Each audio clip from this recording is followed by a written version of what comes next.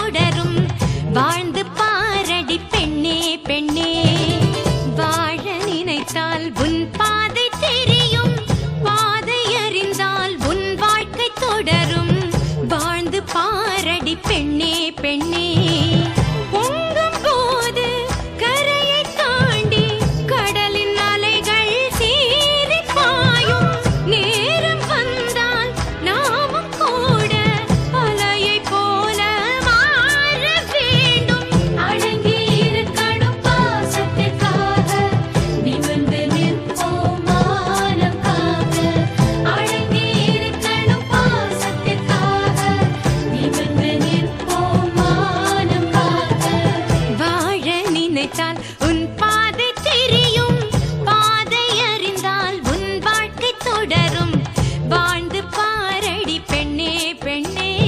காலகாலமாய் காற்றுக்கு வேலி ஓடலாகுமா மாற்றடி தோழி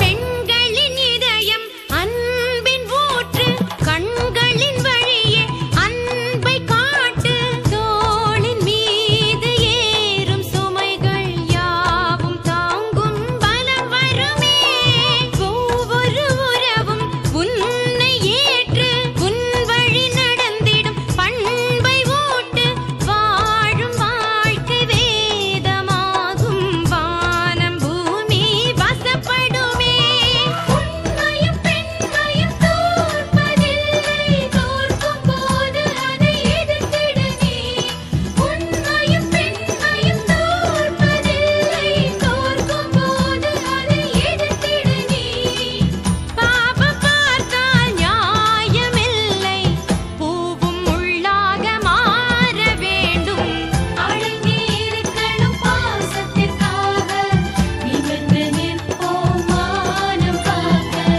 வாழ நினைத்தால் உன் பாதை தெரியும் பாதை அறிந்தால் உன் வாழ்க்கை தொடரும் வாழ்ந்து பாரடி பெண்ணே பெண்ணே பொங்கும் போது கரையை தாண்டி கடலின் அலைகள் சீறி பாயும் நேரம் வந்தால் நாமும் கூட அலையை போல மாற வேண்டும் அடங்கி இருக்கணும் பாசத்திற்காக நிமிர்ந்து நிற்போம் மானம் காக்க அடங்கி இருக்கணும் பாசத்திற்காக நிமிர்ந்து நிற்போம் மானம் காக்க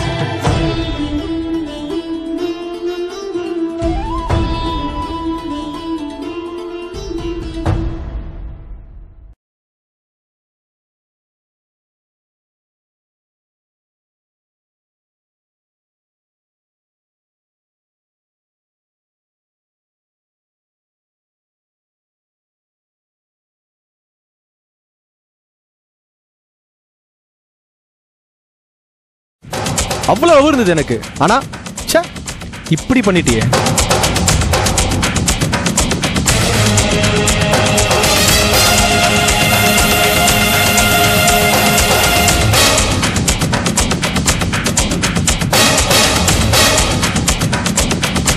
ச்சே, உன்னை போய் நான் லவ் பண்ண பாரு.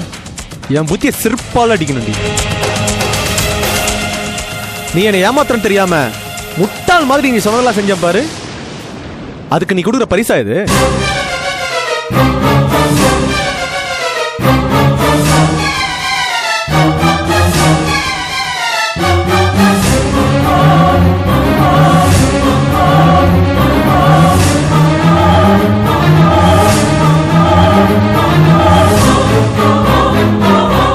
ஏன் சார், உங்ககிட்ட வேலைக்கு வந்தவங்க கிட்ட இப்படியா சார் நடந்துப்பீங்க? இது தப்பா தெரியலையா உங்களுக்கு? உங்க பொண்டாட்டி இதை சொல்லி சொல்லி நொந்து போறாங்க சார். ஏன் சார் அவங்களுக்கு துரோகம் பண்றீங்க? உங்களை நம்பித்தானே சார் அவங்க இருக்காங்க.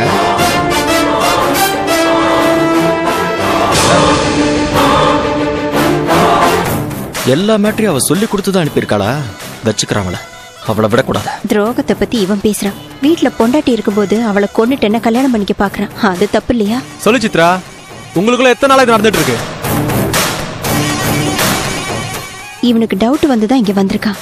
இவர் கூட எனக்கு தொடர்பு இருக்குன்னு தெரிஞ்சதுன்னா என்னோட மொத்த பிளானும் கெட்டு போயிடும். விடக்கூடாது, எப்படியாவது சமாளிக்கணும். இவனை முட்டாளாவே முடிஞ்சு வைக்கணும். ஏய், கேக்குறல்ல, சொல்லு. பேசி முடிச்சிட்டீங்களா? அவ்வளவுதானா இல்ல இன்னும் இருக்கா? என் மேல சந்தேகப்படுறியா கார்த்திக்? எப்படி கார்த்திக் உங்களுக்கு இதுக்கெல்லாம் மனசு வந்தது? நான் உன் சித்ரா, உனக்கு மட்டுமே சொந்தமானவ. என்ன போய் சந்தேகப்படுறியே? என்ன சொல்ல வர? எவ்வளவு அசிங்கமா பேசிட்ட. இவ்வளவுதான் என் மேல வச்சிருந்த நம்பிக்கையா? இவ்வளவுதான் உன்னோட அன்பா? சொல்லு கார்த்தி. ஏய், என்னமோ நான் தப்பு பண்ண மாதிரி பேசிட்டு இருக்க. நீ பேசுறது தப்பு இல்லையா? என்ன நடக்குதுன்னு தெரியாம என்ன அடிச்சது தப்பு இல்லையா? துரோகி, ஏமாத்துக்காரி நீ என் மேல பழி போட்டது தப்பு இல்லையா? ஏய், இவரோட வைஃப் சொன்ன மாதிரி நீ அவரை கிஸ் பண்ண, இதை என் கண்ணால பார்த்தேன். பொய்யா? என்னத்த பண்ண? அப்படியே இருந்தாலும் ரோட்ல யாராவது முத்தம் கொடுப்பாங்களா? உன் கண்ணை கொண்டு போய் குப்பையில போடு. நான் இவருக்கு முத்தம் கொடுத்தேனா? மனசாட்சி இல்லாம இப்படி எல்லாம் பேசாத கார்த்திக். என்ன நடந்தது தெரியுமா? இவரோட கண்ணுல தூசி விழுந்துச்சு, அதை ஊதி விட்டேன், அவ்வளவுதான். பாரு, அவரோட கண்ணை உத்து பாரு. தூசி விழுந்தா யார் பக்கத்துல இருந்தாலும் இதத்தான் செய்வாங்க. இவர் யாரு? நம்மளோட முதலாளி. இவர் கண்ண நான் ஊதி விட்டது ஒரு தப்பா? என்ன மன்னிச்சிடு சித்ரா. ஒரே ஒரு வார்த்தையில மன்னிப்பு கேட்டுட்டேன். என் மனசு படுற பாடு உனக்கு எங்க புரிய போகுது? உனக்கு பொண்டாட்டி புள்ள இருந்தாலும் உன்னை கல்யாணம் பண்ணிக்கணும்னு நினைச்சேன் பாரு. என்ன சொல்லணும்? தப்பு தப்பா யோசிச்சிட்டேன், என்ன மன்னிச்சு. இனி ஒரு நாள் இது மாதிரி பேச மாட்டேன். இது உமால் சத்தியம் சித்ரா. சரி, என்ன விடு. நான் உன் சொந்தக்காரி, உன் வருங்கால பொண்டாட்டி. இப்போ உன்னை லவ் பண்ணிட்டு இருக்கேன். நான் இதெல்லாம் தாங்கிப்பேன். ஆனா இவர் மனசு எவ்வளவு பாடுபடுன்னு யோசிச்சுப்பாரு. Sorry sir. அவர் யார் தெரியுமா? தெய்வம். நம்ம 2 பேருக்கும் முன்ன நின்னு கல்யாணம் பண்ணி வைக்க போறேன்னு வேற சொன்னாரு. கல்யாணத்துக்கு ஆகிற செலவு எல்லாத்தையும் வேற பாத்துக்கிறாராம். ஹனிமூனுக்கு காஷ்மீருக்கு வேற அனுப்பி வைக்கிறேன்னு சொல்லியிருக்காரு. இப்படி நம்ம மேல இவ்வளவு பாசம் வச்சிருக்கிற இவரை போய் சந்தேகப்பட்டுட்டியே. சார், என்ன மன்னிச்சிடுங்க சார். ஏதோ தெரியாம பண்ணிட்டேன். இதுக்காக என்ன வேலையை விட்டு தூக்கிடாதீங்க சார், ப்ளீஸ். கார்த்தி, விடுங்க கார்த்தி, இதெல்லாம் சகஜம். என் பொண்டாட்டி எப்பவும் இப்படிதான் எல்லாருக்கிட்டையும் கதை கதையா சொல்லி என்ன அவமானப்படுத்திட்டு இருக்கா. டெய்லி இதை அனுபவிச்சு நரக வேதனையா இருக்கு. நீங்க என்ன பண்ணுவீங்க? அவ கண்ணீர் வடிச்சுக்கிட்ட உங்ககிட்ட சொல்லிருப்பா. நீங்களும் டென்ஷனா அங்கிருந்து நீங்க வந்திருப்பீங்க. அவ இருக்கிற வரைக்கும் எனக்கு ரொம்ப கஷ்டம்தான், வேற வழியே இல்ல. சார், நான் வேணா அவங்க கிட்ட சொல்லி புரிய வைக்கிறேன் சார். நீ வேற கார்த்தி, அது முடியாது. அவளை படைச்ச ஆண்டவனே வந்தாலும் அது முடியாது. சித்ரா, இன்னைக்கு ஆபீஸ் போற மூடு இல்ல, உள்ள வா. சிஸ்டம்லயே இன்னைக்கு ஆபீஸ் வேலை எல்லாத்தையும் முடிச்சிடலாம். Okay sir. பாரு கார்த்தி, ஆபீஸ் கிளம்பின ஆளு உன்னால உள்ள போக வேண்டியதாயிடுச்சு. சரி சரி, மேடமை எங்க விட்ட? போய் கூட்டிட்டு வா. சரி சித்ரா, வரேன் சார்.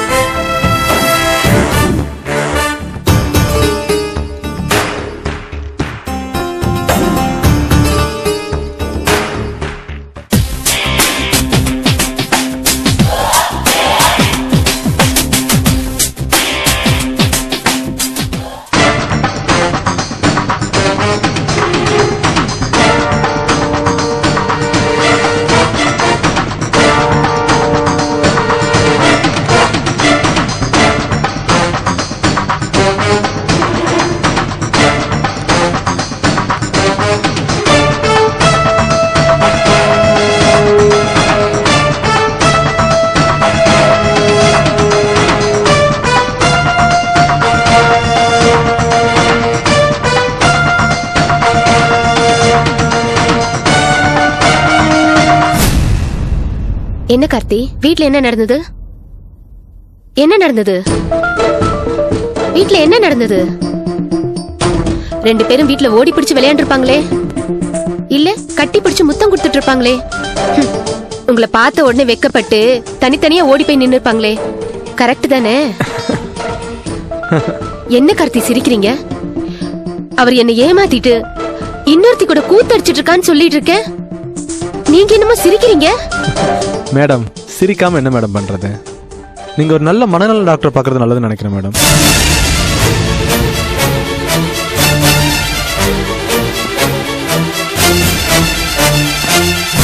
மேடம் உங்க ஹஸ்பண்ட் மேல போய் இப்படி சந்தேகப்படுறீங்களே மேடம், ரொம்ப தப்பு மேடம். அவர் ரொம்ப பாவம். வீடு ஆபீஸ் எப்படி கஷ்டப்படுறாரு தெரியுமா? அதெல்லாம் யாருக்காக? உங்களுக்காக தானே மேடம். ஆனா நீங்க அவரே சந்தேகப்படுறீங்களே மேடம். கார்த்தி, நீங்க புரியாம பேசுறீங்க. மேடம் எனக்கு தெளிவா புரியுது மேடம். ஒண்ணுமே புரியாத நிலைமையில நீங்க இருக்கீங்க. வீணா உங்க ஹஸ்பண்ட் மேல சந்தேகப்பட்டு அவர் நிம்மதியும் கெடுத்துக்கிட்டு உங்க நிம்மதியும் கெடுத்துக்கிட்டு வாழ்க்கையை நரகமாக்கிறாதுங்க மேடம். நீங்க நினைச்சு எவ்வளவு சந்தோஷமா வாழலாம் தெரியுமா மேடம்?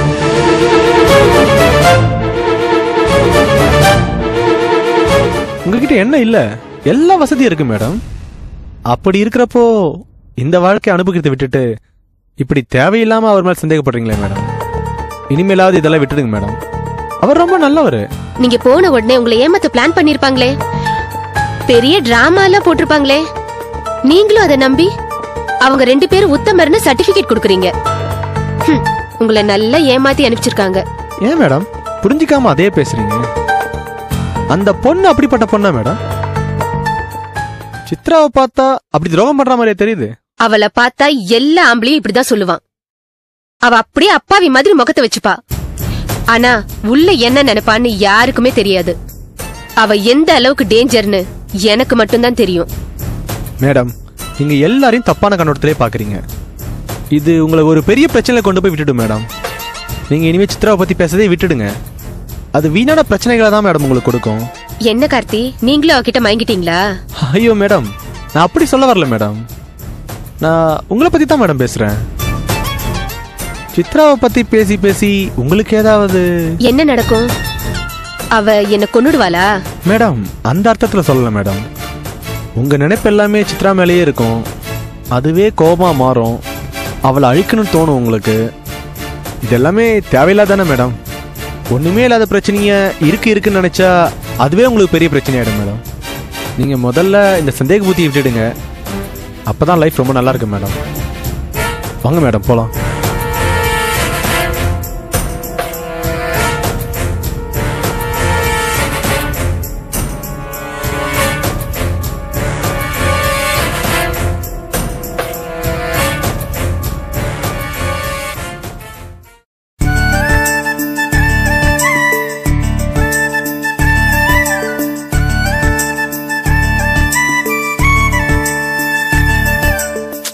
ஏய் என்னடி நீ நல்ல நிமிர்ந்து காட்டடி, இல்லன்னா கோணலாதான் வரும். என் வாழ்க்கை கோணலா தானமா இருக்கு. ஆமாண்டி பானு, உனக்கு எப்பதாம்மா நல்ல காலம் வரும்? நல்ல காலம் வந்தாச்சத்த.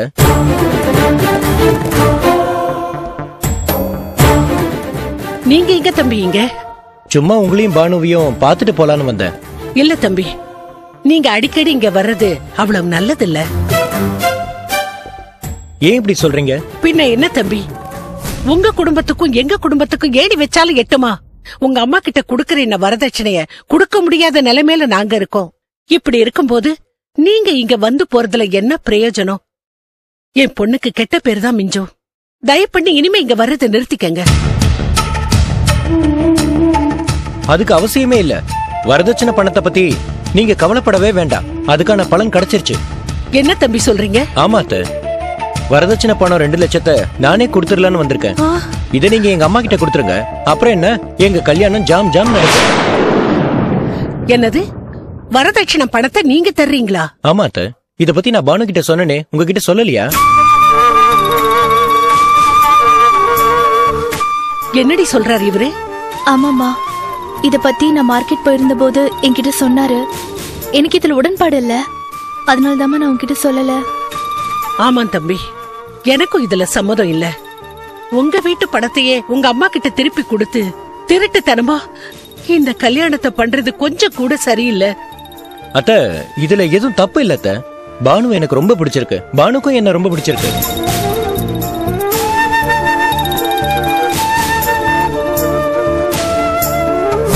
இத பாருங்க தம்பி, ஒருத்தர் புரிஞ்சுகிட்டு என்ன பண்றது? எங்க கிட்ட வசதி இல்லையே. நீங்க குடுக்கற பணத்தை வச்சு உங்க அம்மாவை ஏமாத்த நான் தயாரா இல்ல. தயவு செஞ்சு இங்க இருந்து கிளம்புங்க. அப்படிலாம் சொல்லாதீங்க அத்தை. என் மனசையும் கொஞ்சம் புரிஞ்சுக்கோங்க. 1000 பொய்ய சொல்லியாவது ஒரு கல்யாணம் பண்ணலான்னு சொல்லுவாங்க. அதனால 1000 பொய் சொல்லலாம் தம்பி. ஆனா வரதட்சணை விஷயத்துல இப்படி ஒரு அபாண்டமா பொய் சொல்றது கொஞ்சம் கூட நல்லா இல்ல. தயவு செஞ்சு போயிடுங்க. ப்ளீஸ் அத்தை, மாட்டேன்னு சொல்லாதீங்க. எனக்கு பணம் காசு முக்கியம் இல்ல. எங்க அம்மா பாக்குற எந்த பொண்ணு மேலயும் எனக்கு இஷ்டம் இல்ல. பானு தான் எனக்கு முக்கியம்.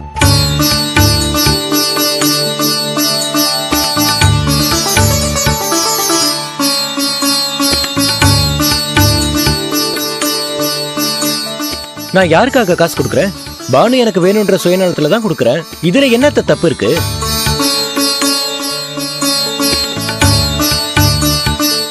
அத்தை, எங்க அம்மா ஒரு பணப்பேயத்தை. அவங்களெல்லாம் யாராலையும் திருத்த முடியாது. அதனால நான் சொல்ற மாதிரியே செஞ்சு எங்க கல்யாணத்தை நடத்தி வைங்க. இந்த பணத்தை வாங்கிக்கோங்க. பிடிங்க அத்தை. இல்ல தம்பி, என் மனசுக்கு ரொம்ப சங்கடமா இருக்கு. ப்ளீஸ் அத்தை. அம்மா, அவர் இந்த அளவுக்கு சொல்றப்போ நம்ம தட்டி கழிக்கிறது சரியில்லைம்மா. வாங்கிக்கோமா. என்னமோ நீ சுலபமா சொல்லிட்ட. நாளைக்கு இந்த விஷயம் அவங்க அம்மாவுக்கு தெரிஞ்சா பேய் ஆட்டம் ஆடி நம்மள உண்டு இல்லைன்னு பண்ணிடுவாங்க. அத நினைச்சா எனக்கு பயமா இருக்கு. அத பத்தி நீங்க கவலைப்படாதீங்க அத்தை. இந்த விஷயம் நம்மள தவிர சத்தியமா வேற யாருக்கும் தெரியாது. என்ன நம்புங்க. நீங்க இத வாங்கிக்கோங்க அத்தை. ப்ளீஸ்மா, வாங்கிக்கோ. சரிம்மா. அப்பா முருகா, எல்லாம் நல்லபடியா நடக்கணும். உன்னை நம்பிதான் நான் இந்த காரியத்துல இறங்குறேன். நீதான்ப்பா எங்களை காப்பாத்தணும். வாங்கிக்கோமா. அப்பாடா, உங்களை சம்மதிக்க வைக்கிறதுக்குள்ள பெரிய பாடா போயிடுச்சு. இப்போவது சம்மதிச்சிங்களே, அதுவே எனக்கு போதும். எல்லாம் நல்லபடியா நடக்கும். தைரியமா இருங்க. நான் போயிட்டு வரேன் அத்தை. வரேன் பானு.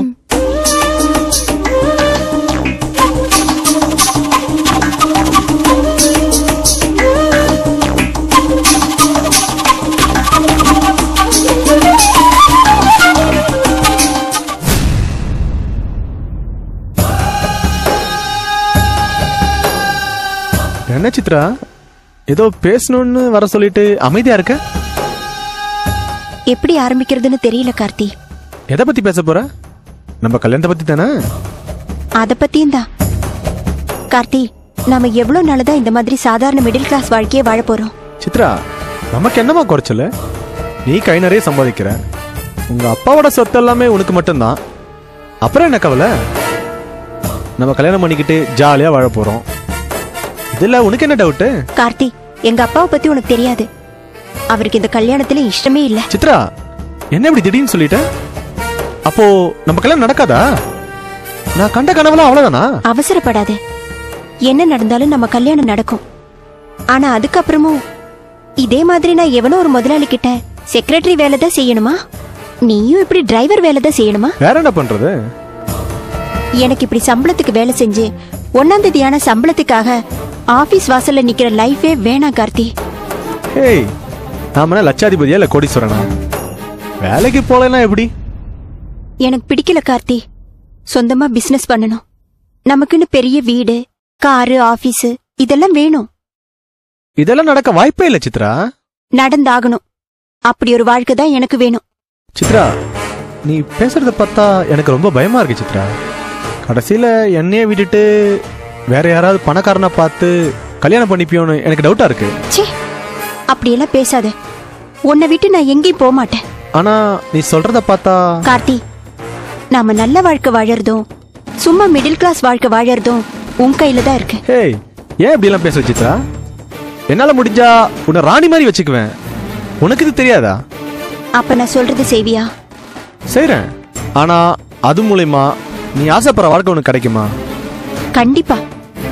நான் சொல்றத மட்டும் நீ செஞ்சா நாம லட்சாதிபதி.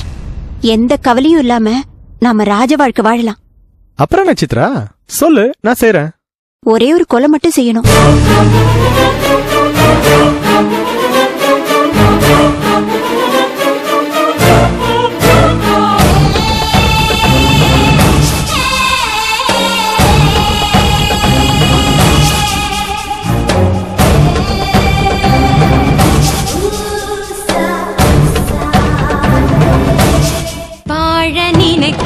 உன் பாதை தெரியும், பாதை அறிந்தால் உன் வாழ்க்கை தொடரும்.